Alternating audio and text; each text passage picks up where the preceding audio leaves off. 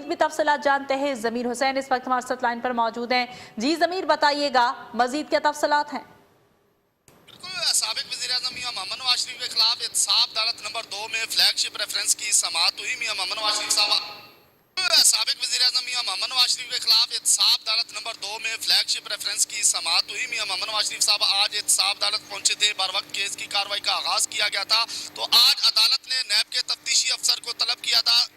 ان کا بیان آج قلم بند کیا جاتا رہا اور ان کے ساتھ ساتھ جو میاں محمد نواز شریف کے وکیل خواجہ ارس وہ بھی آج احتساب عدالت پیش نہیں ہوئے تھے. ان کے معاون وکیل خالد زبیر اور شیر افغان احتساب عدالت میں موجود رہے. اور جب نیب کے تفتیشی کا بیان ریکارڈ کیا جا رہا تھا تو میاں محمد نواز شریف کے وکیل خواجہ ارس کے معاون وکیل جو ہے زبیر خالد اور ان کے ساتھ ساتھ شیر افغان نے اعتراضات کیے، جس پہ احتساب عدالت کے جج نے کہا کہ اتنے اعتراضات نہ لکھوائیں. جرہ میں بھی تو یہی اعتراضات پر جرہ کی جاتی ہے اور جرہ مزید آگے بڑھائی جاتی ہے، تو اتنے لمبے اعتراضات نہ لکھوائیں.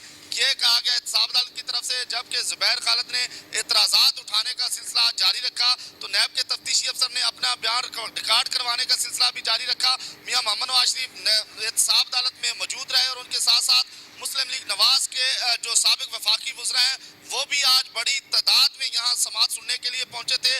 دانیال عزیز بھی سماعت سننے کے لیے پہنچے تھے اور احتساب عدالت کے اندر وہ مختلف رہنماؤں سے ملاقاتیں کرنے لگے. تو اس پہ احتساب عدالت کے جج کی طرف سے برہمی کا اظہار بھی کیا گیا. تو آج اس کیس کی بڑی اہم سماعت تھی. نواز شریف صاحب احتساب عدالت پہنچے تھے اور اب نیب کے تفتیشی افسر کے بیان کے بعد اس پر جرہ مکمل ہونی اور اس کے بعد میاں محمد نواز شریف صاحب کا 342 کا بیان ہوگا اور اس کے بعد فیصلہ محفوظ کیا جائے گا. تو سپریم کورٹ کی طرف سے 17 تاریخ دی گئی ہے ڈیڈ لائن کی. تو آج 5 تاریخ گزر چکی ہے اور آج 6واں دن تھا جس پہ جو ہے مسلسل طور پر آج سلسلہ جاری رکھا گیا. تو میاں محمد نواز شریف صاحب احتساب عدالت پہنچے تھے فلیگ شپ ریفرنس میں. اور یہ ٹھیک ہے، بہت شکریہ ضمیر حسین ہمیں تفصیلات سے آگاہ کرنے کے